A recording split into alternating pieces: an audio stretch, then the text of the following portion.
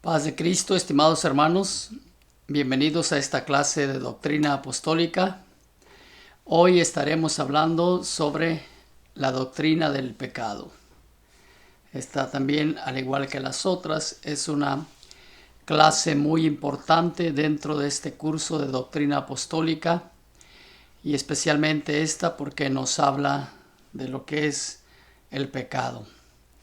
Vamos a comenzar leyendo una porción bíblica, Génesis capítulo 18 y verso 20, que dice así: Entonces Jehová le dijo: Por cuanto el clamor contra Sodoma y Gomorra se aumenta más y más, y el pecado de ellos se ha agravado en extremo.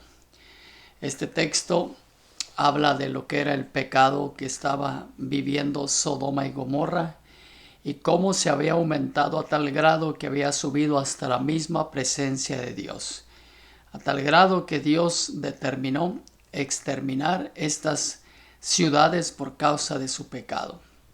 Bueno, en esta ocasión vamos a estar tocando este tema pero tan importante, lo que es el asunto del pecado. Esta es pues la doctrina del pecado. Y vamos a comenzar hablando algunas cosas que necesitamos decir. Y estas son algunas preguntas. Y la primera es: ¿qué es lo que realmente enseña la Biblia al respecto sobre el pecado? También otra pregunta: ¿qué es lo que realmente nosotros creemos y aceptamos de la doctrina del pecado?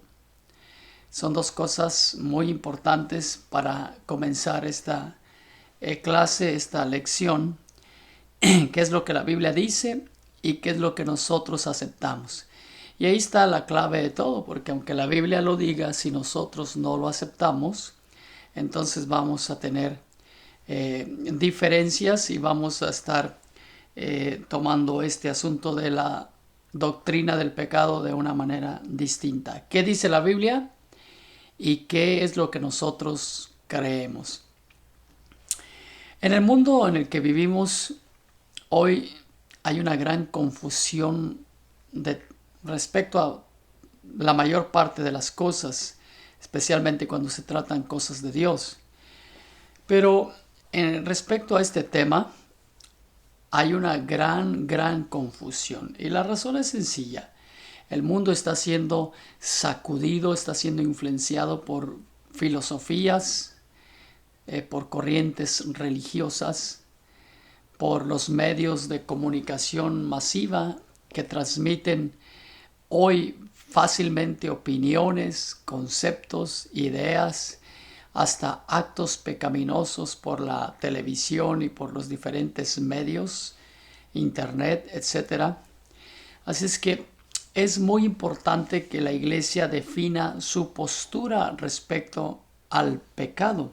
Por eso dije al principio la pregunta: ¿qué es lo que realmente nosotros aceptamos o creemos en referencia al pecado? Josh McDowell dice: estamos al borde de la inmoralidad, y afirma que muchos jóvenes en muchas ocasiones han mentido a sus padres, maestros, compañeros, han visto programas de televisión inadecuados, han violado las reglas escolares, han fumado cigarrillos, han usado drogas, han hecho tanta cosa, y lo peor del caso es que sus padres ni siquiera se han enterado. Así es que imagínense, este asunto del pecado es bastante serio. Lo peor de todo es que el 50% de los jóvenes ha manoseado a alguien o hasta ha llegado a tener sexo y ni siquiera sus padres se han enterado. Imagínense. Así es que yo le vuelvo a preguntar, para usted, ¿qué significa pecado? ¿Qué significa pecado? Bueno, esta es una pregunta muy importante y la estaremos definiendo a continuación. Algunas definiciones del pecado son las siguientes. El diccionario la define como del latín peccatum, transgresión voluntaria de preceptos religiosos, cosa que se aparta de lo recto y justo o que falta a lo que es debido, exceso o defecto en cualquier línea.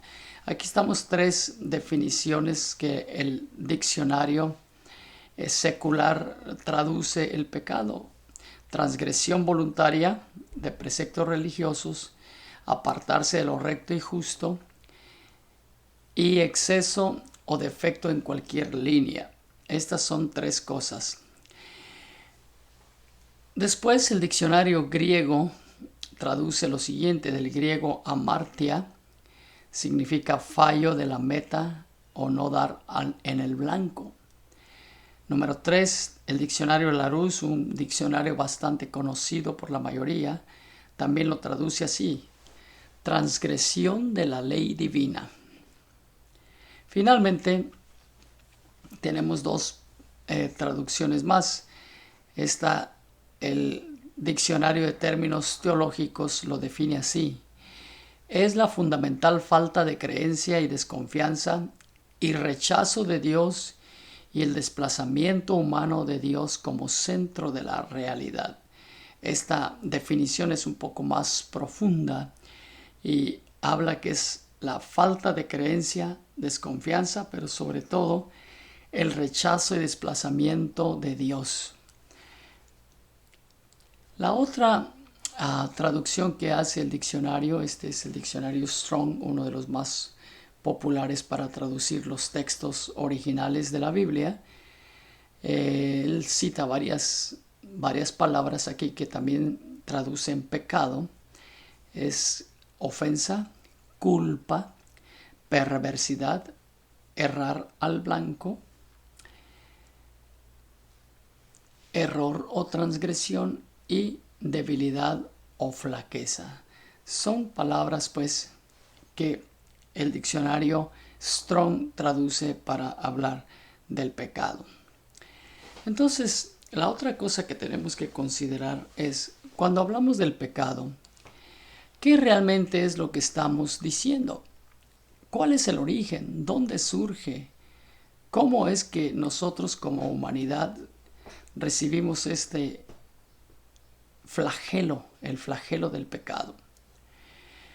Bueno, tenemos que decir de que, aunque queramos o no aceptarlo, la gente común no entiende muchas veces la realidad del pecado y de la maldad. Y la Biblia tiene la respuesta para ello. Primero debemos decir que el pecado no viene de Dios. No viene de Dios. Eso es lo primero que hay que entender, que el pecado no viene de Dios. Algunos hombres en la Biblia mencionaron, para corroborar esto que estoy diciendo y para contradecir a cualquier opinión que diga lo contrario, algunos escritores en la Biblia hablaron referente al pecado y su relación con Dios. Por ejemplo, Job dijo: lejos esté de Dios la impiedad y del omnipotente la iniquidad. Luego Isaías: Dios es un Dios santo. Y luego Moisés dijo: en Dios no hay ninguna injusticia. También Dios mismo dijo de sí mismo: habéis de serme santos, porque yo Jehová soy santo. A Moisés le mandó a que se quitara la sandalia de sus pies cuando se acercó en la zarza ardiendo que estaba Dios, y Moisés vino a Dios. Dios le ordenó que se quitara el calzado de sus pies porque el lugar que estaba pisando Moisés era tierra santa. Entonces, Dios es un Dios santo y de esa manera hizo al hombre, lo hizo santo, lo creó limpio, puro y sin mancha. En la clase pasada, donde hablamos acerca del hombre, la creación y su caída, hablamos precisamente esto, que Dios cuando hizo al hombre lo hizo puro, limpio y sin mancha. Y le dio un parecido a él, lo hizo a imagen y semejanza de Dios. Entonces, es importante que entendamos que El hombre fue creado sin mancha. Una vez que peca el hombre, entonces que se ensucia. Y no comenzó con Dios, el pecado comenzó no con Dios. El pecado comenzó en el mundo espiritual. En este segundo punto, hablamos que el pecado comenzó en el mundo espiritual. Aunque muy frecuentemente nos referimos al inicio del pecado con Adán y Eva, pero en realidad debemos de ver que el pecado ocurrió mucho tiempo antes. Por eso es que ahora podemos entender mucho mejor el asunto de la caída de los primeros padres, porque en realidad el pecado había surgido mucho tiempo antes de que cayeran Adán y Eva. Esto comenzó en la rebelión de Satanás en el cielo, al querer ser igual que Dios, y engañó a muchos ángeles, tanto así como la tercera parte de los ángeles fueron engañados por Satanás, y Dios tuvo que destronarlos del cielo por causa de este engaño. Jesús dijo: Él ha sido homicida desde el principio, refiriéndose al diablo. El diablo ha sido homicida desde el principio. Y otro texto dice que el diablo peca desde el principio. Este principio debe entenderse como aquel principio cuando Dios creó todas las cosas. Entonces, el pecado comienza con el diablo. Y decimos en el mundo espiritual porque sucedió en ese mundo inmaterial, no humano, no físico. Allí, en el principio de las cosas, por eso el apóstol Juan dice lo siguiente: hijitos, nadie os engañe. El que hace justicia es justo, como Él es justo. Y el que practica el pecado es del diablo, porque el diablo peca desde el principio. Esto lo dice Juan. Entonces es importante entender que el hombre ha pecado no por Dios. Dios no tiene nada que ver en esto, ¿okay? Sino que el pecado tampoco comenzó con Adán y Eva, sino que comenzó mucho tiempo antes. La influencia del diablo es muy grande sobre los hombres para que pequen. Siempre ha sido así desde el principio. Este principio entonces lo explica muy bien Matthew Henry. Dice: el diablo está en continua actitud de pecado, y este principio se refiere no al tiempo o cuando el diablo fue creado, sino más bien desde el momento en que se rebeló en contra de Dios. Y es allí donde comenzó a ser diablo, en el momento que se rebeló. Un texto bastante impresionante y que nos habla sobre la creación del diablo y sobre su caída es este texto del profeta Isaías. Isaías capítulo 14, versos 12 al 15 dice así: ¿Cómo caíste del cielo, oh lucero, hijo de la mañana? Cortado fuiste por tierra, tú que debilitabas a las naciones, tú que decías en tu corazón: subiré al cielo, en lo alto, junto a las estrellas de Dios, levantaré mi trono. Luego dice: y en el monte del testimonio me sentaré a los lados del norte, sobre las alturas de las nubes subiré, y seré semejante al Altísimo. Imagínense. Luego agrega el escritor: mas tú derribado eres hasta el Seol, a los lados del abismo. Entonces este texto es bastante importante en la Biblia porque nos revela cómo es que se dio el asunto de la caída de Satanás, el origen de su procedencia. Él había sido creado, ¿verdad? Muy bien, había sido creado con un propósito de parte de Dios, y este violó ese propósito. Al ser derribado Satanás y haber concebido en sí el pecado, o esa rebelión en contra de Dios, se tornó a influenciar a toda la humanidad con esa misma naturaleza que lo caracteriza. Cegado por su maldad, lleno de orgullo y vanidad, Satanás se volcó hacia la tierra para vaciar todo ese veneno y así comenzar una gran rebelión en contra del Creador, dando a conocer su naturaleza malévola y dándose así el título del padre de mentira y el autor de todo pecado. Entonces, ahí tenemos el origen del pecado. ¿Dónde surge el pecado? No surge con Adán y Eva, surge con el diablo, y él desde el principio ha sido pecador, es decir, desde que se rebeló en contra de Dios. El pecado en el hombre. Los primeros padres, Adán y Eva, fueron tentados, como ya dijimos en otra lección, por la serpiente antigua, que es el diablo y Satanás, para que desobedecieran a Dios y para que de esa manera se infiltrara el pecado en el hombre. Cuando estudiamos un poco acerca del estado original del hombre, la Biblia nos enseña que el hombre fue creado a imagen de Dios. El hombre fue creado semejante a Dios en carácter y personalidad. Dios le dio una posición muy especial a los primeros hombres, a los primeros padres, Adán y Eva. Todo había sido creado para ellos. Dios mismo plantó un huerto en Edén. Sus cuerpos, sus mentes y todo su ser estaba puro, estaba perfecto y sobre todo tenían un gran propósito de Dios para ellos. Dios hizo al hombre tan perfecto que esa misma perfección fue la que le hizo al hombre pecar o no pecar. Pero aunque tuvo la influencia maligna de Satanás, no obstante, también Dios le había dado la condición al hombre de decidir entre pecar y no pecar, y el hombre decidió por pecar. Cuando hablamos de la caída del hombre, aunque ya hablamos en la lección anterior sobre la caída del hombre, es necesario decir que la serpiente era astuta más que todos los animales del campo que Jehová Dios había hecho, la cual dijo a la mujer: ¿con que Dios os ha dicho no comáis de todo árbol del huerto? Aquí vemos cómo es tentada la mujer por la serpiente antigua, que es el diablo y Satanás. Y después tenemos ya la historia que ya conocemos. El texto dice: y vio la mujer que el árbol era bueno para comer y que era agradable a sus ojos, y comió y dio a su marido a comer. De acuerdo a la mayoría de los teólogos, podemos ver que en la caída del hombre, un procedimiento utilizado por el diablo para atentar a la mujer y así de esa manera seducirla y llegar a su objetivo principal, que era Adán, el hombre, el varón, el que tenía la imagen de Dios. Después pecaron y fueron abiertos los ojos de ambos y conocieron que estaban desnudos.